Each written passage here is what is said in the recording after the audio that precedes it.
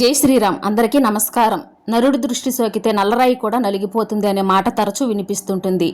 ప్రస్తుత కాలంలో అందరినీ పట్టి పీడిస్తున్న సమస్యల్లో నరదృష్టి సమస్య ఒకటి.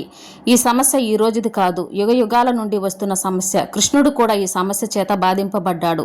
మన మీద పడే దృష్టిలో మంచి దృష్టి అలాగే చెడు దృష్టి ఉంటాయి. ఏదైనా పని చేసినప్పుడు మనసులో ఎటువంటి చెడు లేకుండా ఎంత బాగా పనిచేశావో అని మంచి దృష్టితో పొగిడేవారు ఉన్నారు. అలాగే ఈర్ష్య అసూయలతో దేశంతో పొగిడేవారు కూడా ఉంటారు. అలాంటి వారి వల్ల మనకు నరదృష్టి తగులుతుంది. నరదృష్టి బారిన పడినప్పుడు మనం కొన్ని ఇబ్బందులు ఎదుర్కొంటాము. ఎవరికైనా నరదృష్టి తగిలితే వాళ్ళకి తరచూ తలనొప్పి రావడం, వికారంగా ఉండటం, వాంతులు అవ్వటం, అలాగే ఒంట్లో నలతగా అనిపిస్తుంటుంది. ఇలాంటి సమస్యలు ఎవరికైనా ఉంటే వాళ్ళకి ఖచ్చితంగా నరదృష్టి తగిలినట్టే. చిన్నపిల్లలకు ఈ నరదృష్టి ఎక్కువగా తగులుతుంది. దృష్టి దోషం బారిన పడినప్పుడు చిన్నపిల్లల్లో ఎక్కువగా కడుపు నొప్పి రావటం, అకారణంగా ఏడవటం, బలహీనం అవ్వటం జరుగుతాయి. అలాగే కుటుంబంలో కలహాలు రావటం, సంపాదించిన డబ్బులు నిలబడకపోవటం, అనారోగ్య సమస్యలు తలెట్టడం జరుగుతాయి. నరదృష్టిని శాశ్వతంగా పోగొట్టుకోలేమని, దీనిని ఎప్పటికీ అప్పుడు పరిహారాలు చేస్తూ ఉండాలని పండితులు చెబుతున్నారు. ఈ నరదృష్టిని పోగొట్టుకోవడానికి అనేక మార్గాలు ఉన్నాయని వేద పండితులు చెబుతున్నారు. మన ఇంటికి సిరి సంపదలు, సుఖ సంతోషాలు రావాలంటే మన ఇంటికి ఉన్నటువంటి నరగోస, నరదృష్టి అన్నీ తొలగిపోవాలి. ఇంటికి ఉన్న దరిద్రం ఎప్పుడైతే తొలగిపోతుందో అప్పుడు లక్ష్మీదేవి ఇంట్లోకి అడుగు పెడుతుంది. కాబట్టి గుమ్మడికాయ ఇంటికి కట్టుకుంటే కాలభైరవుడు మన ఇంటికి రక్షగా ఉంటాడని పండితులు చెబుతున్నారు. మన ఇంట్లోకి ఎవరైనా వస్తే వారికి ముందుగా గుమ్మడికాయ వేలాడి గుమ్మడికాయ కనపడాలి. అలా కనిపిస్తే వారి కంటి చూపు గుమ్మడికాయ మీద పడి నెగిటివ్ ఎనర్జీ అంతా పోతుంది. గుమ్మడికాయని కట్టిన తర్వాత ఆ గుమ్మడికాయ త్వరగా పాడైపోతే మీకు తగలవలసిన దోషాలు, దిష్టి అంతా గుమ్మడికాయ తీసుకొని పాడైపోయింది అని గుర్తించాలి. పాడైపోయిన గుమ్మడికాయ ఇంటి ముందు ఉంచుకోకుండా వెంటనే మార్చుకోవాలి. మీ ఇంట్లో కనుక దుష్టశక్తులు ఉంటే అర్ధరాత్రి సమయంలో మీకు అకస్మాత్తుగా మెలకువ వస్తుంది. ఇంట్లో ఎక్కడ చూసినా ఎక్కువగా సాలెగూళ్ళు కనిపిస్తే, ఇంట్లో సాలెగూళ్ళు ఉంటే వాటిని వెంటనే తీసేయండి. లేకపోతే మీ ఇంట్లో ఎల్లప్పుడూ డబ్బు కష్టాలే ఉంటాయి. అయితే మన హిందూ ధర్మంలో ఇంట్లో పాలు పొంగిపోతే చాలా మంచి చిహ్నంగా భావిస్తారు. కానీ మీ ఇంట్లో ఎల్లప్పుడూ పాలు పొంగిపోవడం, పాలు మాడిపోవడం లేదా చేతిలో నుంచి కింద పడిపోవడం ఇలా జరిగితే మాత్రం ఇంట్లో ఖచ్చితంగా చెడు శక్తులు ఉన్నట్టే. అలాగే రాత్రి సమయంలో కుక్కల అరుపులు వినిపిస్తే మీ ఇంట్లో నెగిటివ్ ఎనర్జీ ఉందని అర్థం. సాయంత్రం సమయంలో ఇంట్లోకి దుష్ట శక్తులు చేరే అవకాశం ఉంది. నరదృష్టి తగిలిందని భావించగానే కొబ్బరికాయను తిప్పివేయడం, నిమ్మకాయ తిప్పివేయడం, గుమ్మడికాయ తిప్పివేయడం, ఉప్పు మరియు ఎండుమిరపకాయలు తిప్పివేయడం వంటివి చేయాలి. దిష్టి తగలడం అనేది మనుషులకు మాత్రమే కాకుండా మనం చేసే వృత్తి వ్యాపారాల మీద కూడా, పంట పొలాల అలాగే మన ఇళ్లపైన కూడా దిష్టి ప్రభావం చూపిస్తాయి. అందుకే చాలామంది ఎక్కువగా తమ ఇళ్లకు గుమ్మడికాయను కట్టడం, ఇంటి ముందు రాక్షసుల బొమ్మలు పెట్టడం వంటివి చేయాలి.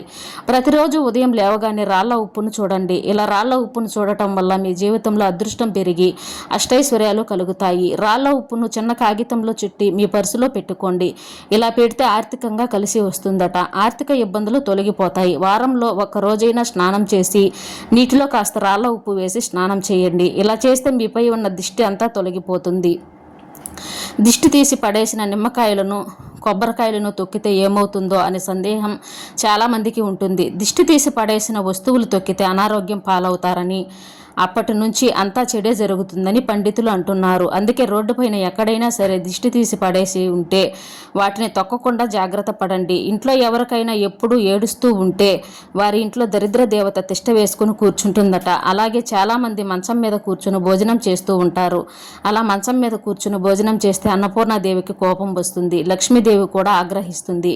మంచం మీద కూర్చుని భోజనం చేయడం వల్ల కుటుంబ సభ్యులకు అప్పులు పెరుగుతాయి. కాబట్టి పొరపాటును కూడా మంచం మీద కూర్చుని భోజనం చేయకూడదు. పసిపిల్లలకు అయితే ఖచ్చితంగా ప్రతిరోజు దిష్టి తీయాలని పండితులు చెబుతున్నారు. అన్నం తిన్న తర్వాత దిష్టి తీయకూడదు. చిన్నారులకు దిష్టి తీసేటప్పుడు వారి వద్ద పొరిగింటి చిన్నపిల్లలు ఎవరూ ఉండకూడదు. అలాగే చిన్నపిల్లలు నిద్రపోతున్న సమయంలో వారికి ఎట్టి పరిస్థితుల్లోనూ దిష్టి తీయకూడదు. కర్పూరంతో దిష్టి తీస్తే ఇంకా మేలు జరుగుతుంది పండితులు అంటున్నారు. దిష్టి తీయడానికి గుప్పిడి రాళ్ళ ఉప్పును ఎడమ చేతితో తీసుకొని ఇరుగు దిష్టి, పొరుగు దిష్టి, తల్లి దిష్టి అని తుడిచిపెట్టుకుపోవాలి అనుకుంటూ బిడ్డ చుట్టూ ఎడమ నుంచి కుడికి, కుడి నుంచి ఎడమకి 3 సార్లు తిప్పాలి. దిష్టి తీసిన తర్వాత చేతిలో ఉన్న ఉప్పును ఎవరూ తొక్కని చోట పడేయాలి. కొంతమంది కూర్చున్నప్పుడు ఊరికే కాళ్ళు ఊపుతూ ఉంటారు. ఇలా చేయడం వల్ల మీ ఇంటికి దరిద్రాన్ని తెస్తుంది. ఒక గిన్నెలో రాళ్ళ ఉప్పును వేసి ఆ గిన్నెను ఈశాన్యం దిశలో ఉంచితే మీ ఇంట్లో ఉన్న నెగిటివ్ ఎనర్జీ అంతా తొలగిపోయి ఇంట్లోకి పాజిటివ్ ఎనర్జీ వస్తుందని వాస్తు నిపుణులు చెబుతున్నారు. గిన్నెలో వేసిన ఉప్పును తరచూ మారుస్తూ ఉండాలి. రాత్రి గజ్జెల శబ్దం వింటే ఎవరికైనా భయపడతారు. అర్ధరాత్రి సమయంలో గజ్జెల శబ్దం వినిపిస్తే అది శుభసూచకం.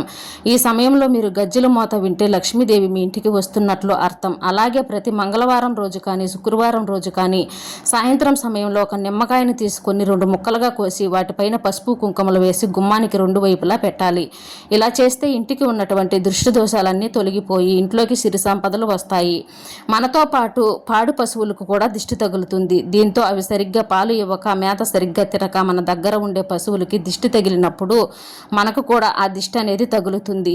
దిష్టిని తొలగించుకోవడానికి శాస్త్ర విరుద్ధమైనవి కాకుండా శాస్త్ర సమ్మతమైనవి ఈ పరిహారాలు పాటించండి. నరదృష్టి నుంచి బయటపడండి. జై శ్రీరామ్.